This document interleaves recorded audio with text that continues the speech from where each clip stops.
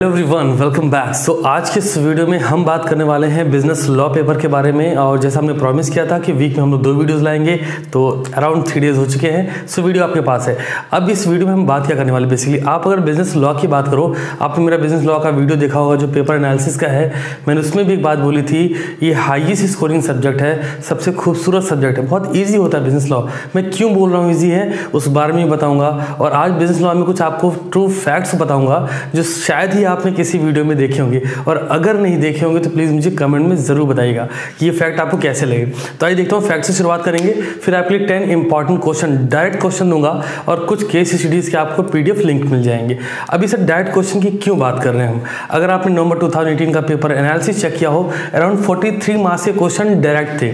अभी मैंने बहुत सारे बच्चों के कमेंट्स देखे, सर केस स्टडी बनाओ। ठहर जाओ यार, हम आपके साथ हैं, आपको टेंशन नहीं लेनी। जो भी केस स्टडीज़ होंगी हम लोग बैक टू बैक आपको देते रहेंगे। और जो नेक्स्ट वीडियो होगा वो बिजनेस लॉ के, एक्चुअली एक चीज़ समझो आप, केस स्टडी और केस लॉ ये 2 डिफरेंट चीज़ें हैं। जो केस स्टडीज़ बनती हैं बेसिकली केस लॉस पर होती हैं। अगर आप नवंबर 2018 का पेपर, जिन बच्चों ने अभी तक वो पेपर का एनालिसिस वीडियो नहीं देखा है, तो प्लीज़ सीए फाउंडेशन की प्लेलिस्ट में जाइए, उसमें बिजनेस लॉ का वीडियो का एनालिसिस देखिए। आपको थोड़ा क्लियर, एक इमेज क्लियर होगी कि आखिर पेपर आपका जो जून का 2019 का पेपर है वो कैसा दिख सकता है। तो जो मैंने भी आपको 2 वर्ड बोले, वो वर्ड फिर से फोकस कर लीजिए। मैंने आपसे बोला है केस लॉस और एक है केस स्टडीज़। सर आपको एक सिंपल स्लाइड में बता दूं, जो केस स्टडीज़ पेपर में बनती हैं बेसिकली ये केस स्टडीज़ केस लॉस पर बेस्ड होती हैं।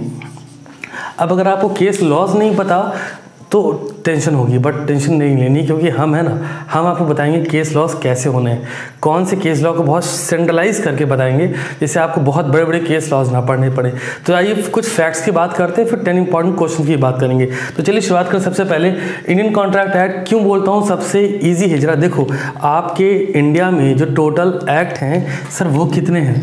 इंडिया में टोटल एक्ट की बात करें तो टोटल एक्ट है 1248।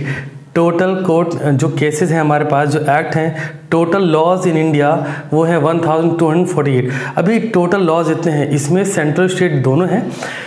आपको कितने पढ़ने सर 5 लॉज पढ़ने हैं ना। 1872, 1930, 1932 कंपनीज का 2013 NLLP, ये 5 लॉज पढ़ने हैं। अभी आप सोचो 1248 में से 5 लॉ ही पढ़ने हैं, तो ऑब्वियस सी बात है मार्क्स आपके आने चाहिए। कुछ और फैक्ट्स की बात कर लेते हैं। इंडियन कॉन्ट्रैक्ट एक्ट में बेसिकली 238 सेक्शन है। जो सेक्शन नंबर 1 है टू सेक्शन नंबर 175, ये फोर्स हुआ था सितंबर 1, 1872 को। आगे बात करेंगे एक्ट। सर जैसा आपको मालूम है कि ये ब्रिटिश इंडिया में रिलीज़ हुआ था। अब कुछ फैक्ट्स की बात जो आपको शायद ही मालूम होगी, बट देखते हैं, अगर पता होगा तो मुझे ज़रूर बताइएगा। जो आपने कई बार सुना होगा कि Indian contract act is applicable all over India accept JNK, Jammu and Kashmir. तो बात यह है कि आखिर वहाँ इंप्लीमेंट क्यों नहीं होता, जरा देख लेते हैं।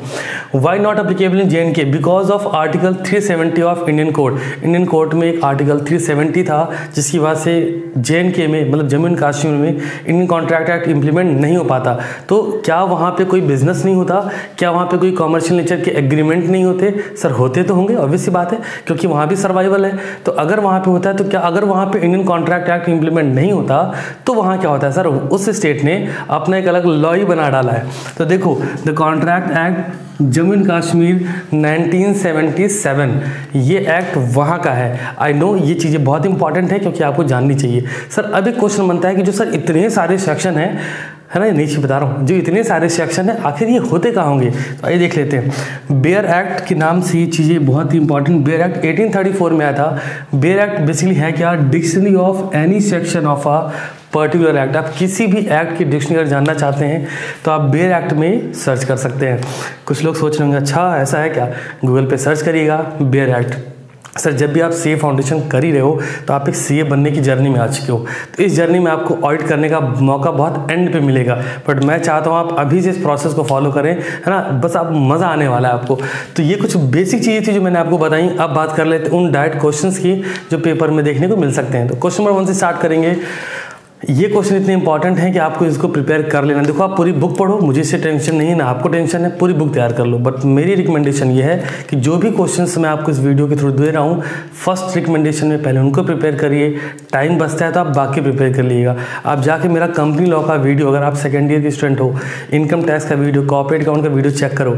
जिस भी यूनिवर्सिटी से हो आप, उस यूनिवर्सिटी का पेपर अगर आपको मिले तो प्लीज़ पेपर को और उस वीडियो को, वीडियो पब्लिश किए कुछ वक्त हो चुका है, उसको आप मैच, इवन कॉस्ट अकाउंटिंग का भी वीडियो मैच करिएगा पेपर से। आपको समझ आएगा कि मैं जो इंपॉर्टेंट क्वेश्चन दे रहा हूँ ये मैंने ऐसे ही पिक करके नहीं दे दिए हैं, थोड़ा सा एनालिसिस किया है फिर आपके लिए बता रहा हूँ। तो सीए फाउंडेशन में भी रिकमेंडेबल है, पढ़ लीजिएगा। क्वेश्चन 1 से स्टार्ट करेंगे।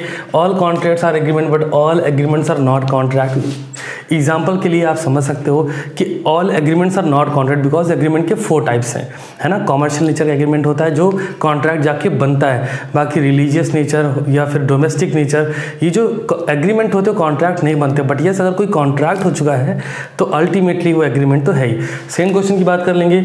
Silence does not amount to fraud. यहाँ पे आपको बताना पड़ेगा कि अगर वो साइलेंस अमाउंट टू फ्रॉड नहीं है, इसके कुछ एक्सेप्शन थे जहाँ पर ड्यूटी टू स्पीक, आपका बोलना वो आपकी ड्यूटी थी, अगर आप वहाँ भी साइलेंट हो तो आप फ्रॉड कर रहे हो। क्वेश्चन बनता है explain the term quasi contract, explain the characteristics. Direct question है, आप पढ़ेंगे मिल जाएगा। Fourth question difference between offer and invitation to offer, बहुत इंपॉर्टेंट है। ये कंफ्यूज कर देता है कई बच्चों को, इन्विटेशन टू ऑफर क्या है और ऑफर क्या है। इसलिए ऑफर के कुछ टाइप्स है जहाँ पे general offer, valid time limited period के लिए ऑफर था। ये पॉइंट्स आपको पढ़ने पड़ेंगे। क्वेश्चन 5 है distinguish between wide agreement and illegal agreement. कई बार बच्चे पढ़ते हुए कंफ्यूज होते हैं। मैं बोलूँगा बहुत डेप्थ स्टडी करिएगा। वीडियो के एंड में भी आपको अकाउंट से कुछ बातें ज़रूर बोलूँगा, जो कि मैंने अभी जब मैं अपनी सी फाउंडेशन क्लास, मैंने अभी जो 1-to-1 क्लासेस हैं जब स्टार्ट करी है, तो वहाँ मैं चीज़ फेस कर रहा हूँ बच्चों के साथ। Next question number 6, define continuous contract, explain it's essentials. तो एसेंशियल्स बताने हैं, एसेंशियल एलिमेंट कंटीन्यूअस कॉन्ट्रैक्ट में क्या होते हैं। क्वेश्चन नंबर 7 है explain minor position in a contract. Minor position क्या है, इसके ऊपर आप पूरा टॉपिक कवर करेंगे हम लोग वीडियो में आगे, नेक्स्ट वीडियो में, अभी इस वीडियो में नहीं। क्वेश्चन नंबर 8 है what do you mean by revocation of offer. Revocation की कुछ कंडीशंस हैं, वो आपको बतानी पड़ेंगी। एंड क्वेश्चन नंबर 9 है an offer can't be accepted after it has been terminated. Explain when an offer ceases to be capable of acceptance. कब एक ऑफर सीज कर दिया जाता है, एक्सेप्टेंस के लिए कैपेबल नहीं होता, तो सीजेस में आपको अराउंड 5 to 6 पॉइंट नोट करने पड़ेंगे और जो डायरेक्ट क्वेश्चन होता है आपको करना ही है। लास्ट में सबसे चाहिए क्वेश्चन आप सबका, define consideration, explain the exception. Exception बताना है, नो कंसीडरेशन नो कॉन्ट्रैक्ट। अगर आपने नवंबर 2018 का वीडियो देखा होगा या पेपर आपके पास है, तो उस पेपर में इससे रिलेटेड एक प्रॉपर केस लॉ आ गया था, केस स्टडी आ गई थी, जहाँ पे बल्फर के केस लॉ को 1990 का केस लॉ है 1919, उसको फॉलो करा गया था। तो ये तो ये केस लॉज के बारे में बातें। अब हम लोग जो नेक्स्ट केस लॉ का वीडियो लाने वाले हैं, उसमें आपको जो भी केस लॉज हैं उनको बहुत सेंट्रलाइज करके बताएंगे। बहुत डेप्थ में नहीं पढ़ना है आपको, बस आपको जानना हाँ ये केस लॉ था, इन पर ऐसी केस स्टडी बन सकती है। अब बात करते हैं सर अकाउंट के बारे में। बहुत सारे बच्चों ने कमेंट करके मुझसे पूछा सर अकाउंट के इंपॉर्टेंट चैप्टर बताओ। अकाउंट का वीडियो देखो, आपको समझ आएगा। हाँ, अगर आप ऐसे सुनना चाहते हो तो आप सुन लो यार। फाइनल अकाउंट है, बैंक रिकन्सिलिएशन स्टेटमेंट है। हाँ, सारे नहीं बोलूँगा ना, उसको बताऊँगा आपको, बट बैंक रिकन्सिलिएशन स्टेटमेंट की बात करना चाहूँगा।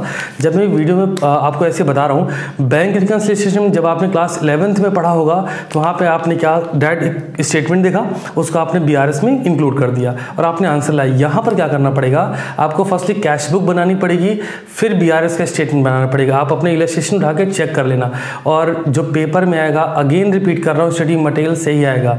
तो कुछ इलस्ट्रेशंस हैं, मैं आपको कमेंट बॉक्स में बता दूंगा कौन से पढ़ने हैं, और उन इलस्ट्रेशन को पढ़िएगा। हम लोग अकाउंटेंसी के जो भी इंपॉर्टेंट चैप्टर हैं, मैं हूँ, आपको टेंशन लेनी, वो सारे चैप्टर वीडियोज़ में आप लोग को मिलेंगे with illustrations, practical question, concepts जो भी हैं वो सब मिलने वाला है ना। तो आपको टेंशन लेनी। नेक्स्ट वीडियो अगेन 3 डेज़ बाद आएगा और टाइम वीडियो का 6 PM ही होगा। और जो भी बच्चे वीडियो देख रहे हैं, मैं उनसे रिक्वेस्ट करूंगा, जिन भी बच्चों को आप जानते हैं जो CA फाउंडेशन एग्जाम दे रहे हैं, हम लोग उनके साथ हैं, आप टेंशन मत लो, उन तक वीडियो पहुंचाओ, है ना। तो wish you very good luck, मिलते हैं नेक्स्ट वीडियो में, तब तक शानदार तरीके से पढ़ाई करिए।